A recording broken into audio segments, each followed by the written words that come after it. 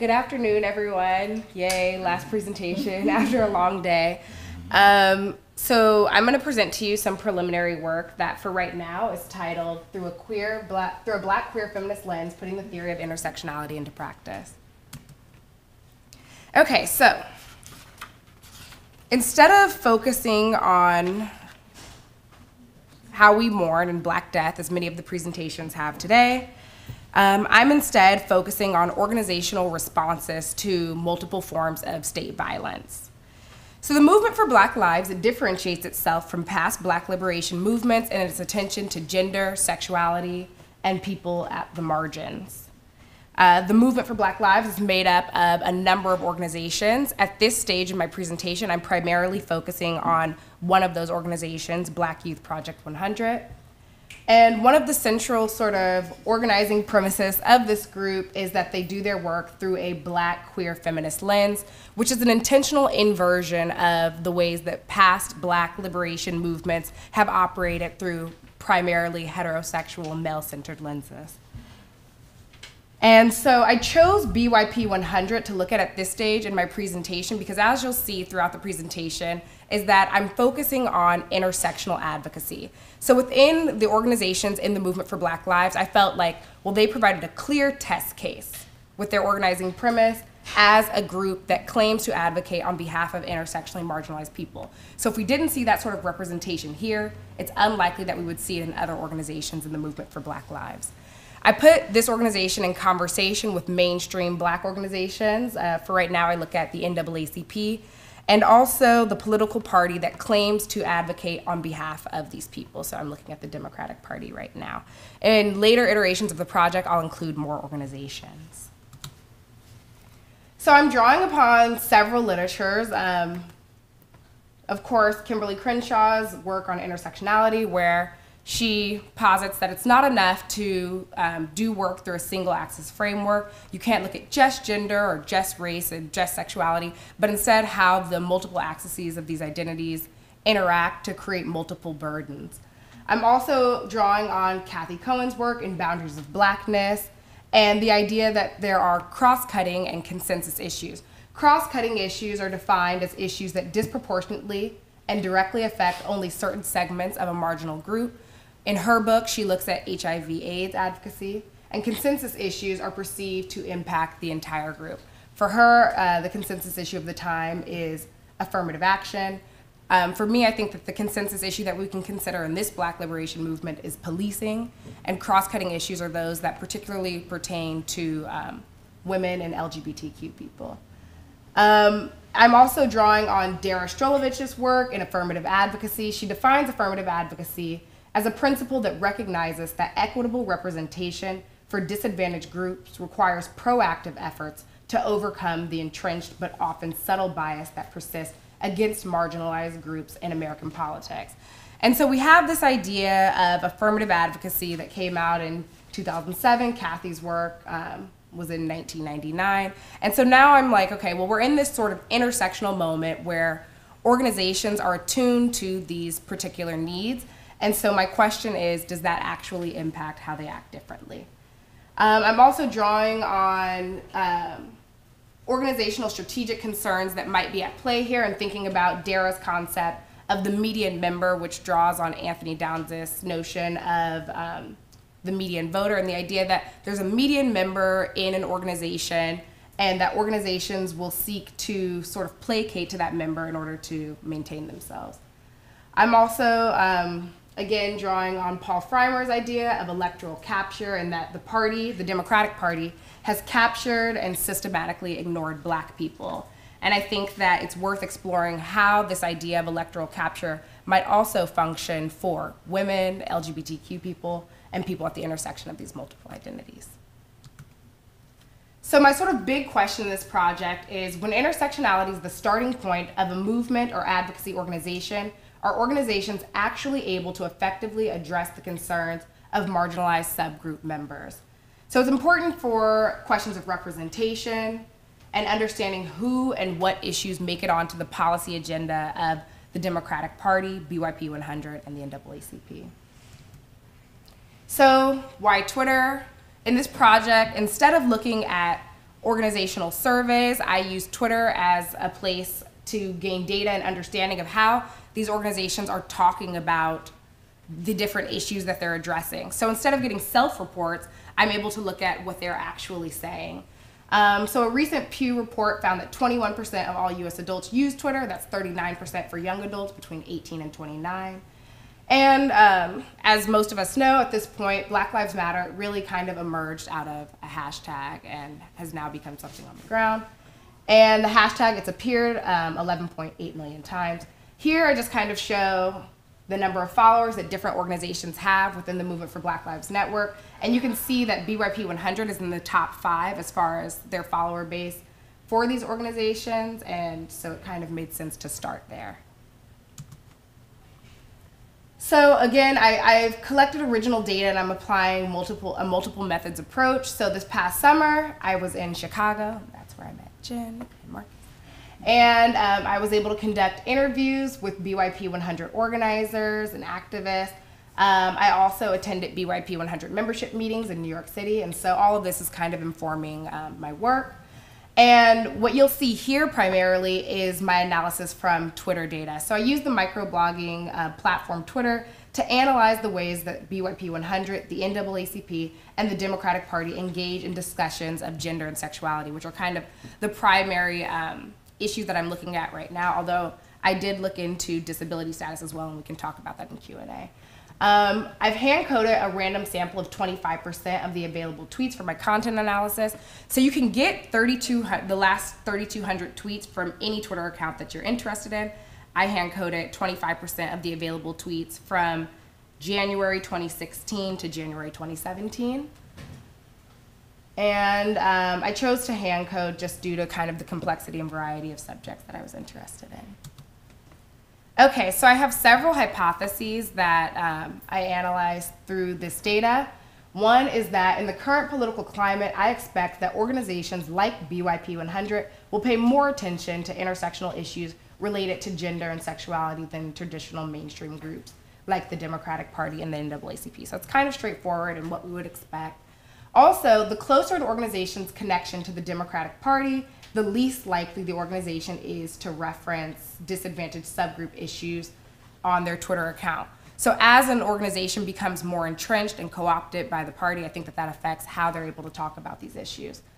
I also hypothesize that we might expect that tweets related to the most frequently tweeted issues will be retweeted most often. So I'm gonna guess, based on the audience here, that most of us know what a retweet is, but I'm using retweets as a kind of democratic check on what an organization is talking about. So is what you're talking about also what's being taken up by your followers? And we also might expect that it's difficult to gain traction on issues pertaining to gender and sexuality.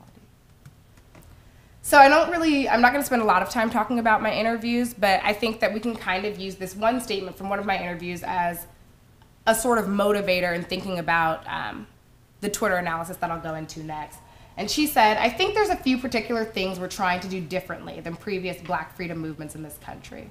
One of them is being intentional about talking about gender and sexuality. And not just those things on an interpersonal level in terms of who's in our organization, although that's important and whose leadership we lift up, but then also how do systems of patriarchy, heteropatriarchy, sexism, and homophobia really intersect with anti-Blackness in fundamental and structural ways. So now we're gonna go and we're gonna look at what I actually found on Twitter.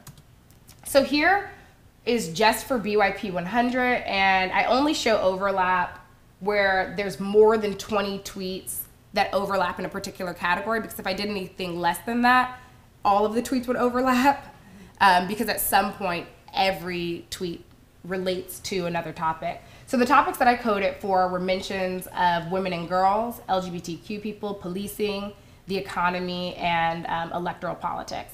The economy bubble is the largest, which might initially seem surprising, but BYP 100 had an agenda to build Black futures this past year, which was an economic initiative, and so that kind of accounts for the sort of large volume of those tweets, which is followed by policing. Again, I'm considering policing as the sort of consensus issue for the movement for Black lives. And then women, electoral politics, and lastly, LGBTQ related tweets. And so tweets regarding women and girls are actually not doing that poorly in comparison to the consensus issue of policing. But we do see that LGBTQ related tweets are occurring half as often as tweets related to just women and girls. Okay, and so here we have the comparisons between BYP 100, the NAACP, and the Democratic Party. The graph and the table show the same thing, they're just showing them differently.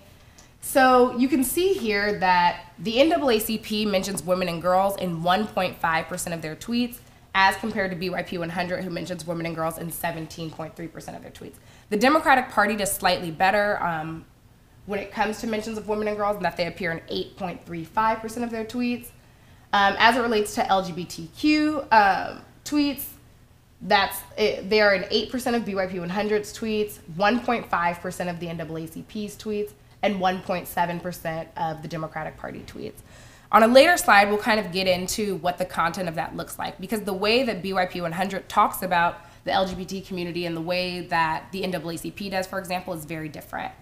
When it comes to electoral politics, unsurprisingly, the vast majority of the tweets by the Democratic Party are about electoral politics, particularly in an election year. There's a pretty large volume of tweets by the NAACP about electoral politics and a much smaller volume by BYP 100.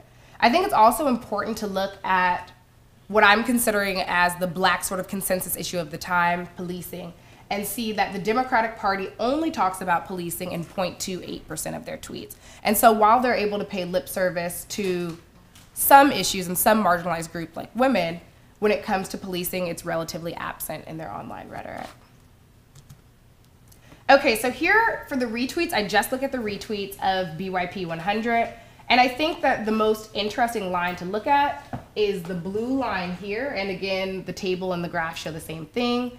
And the blue line reflects the average number of retweets per tweet, whereas the orange line, the gray line shows the retweets as a proportion of the whole pie.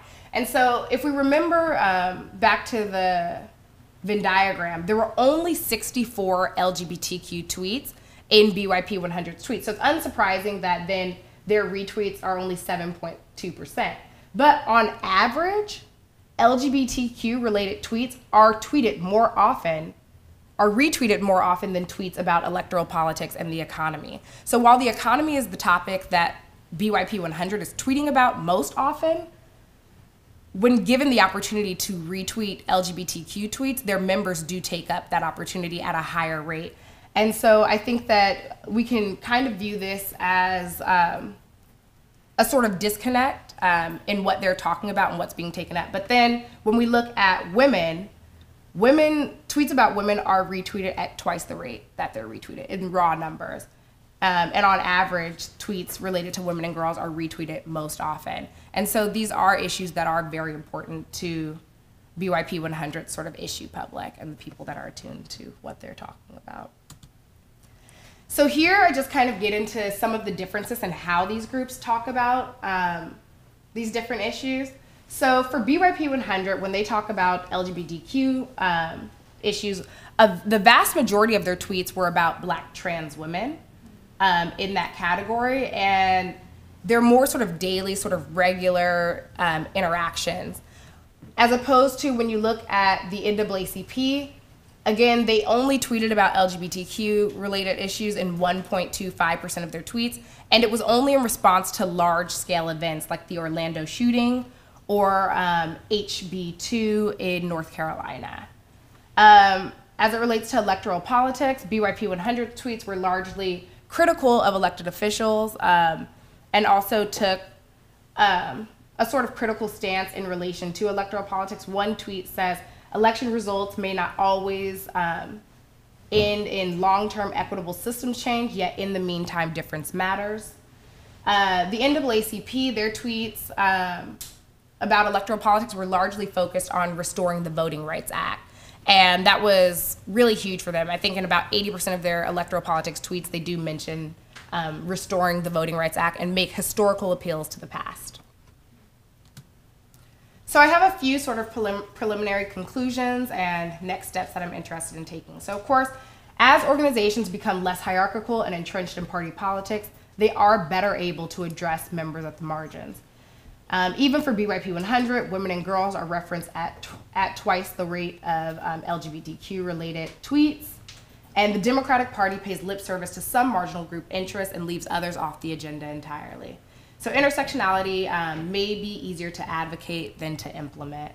In my next steps, I want to add more organizations. I want to add LGBTQ issues and women's groups and conservative organizations. I'm interested in adding NOW and the HRC.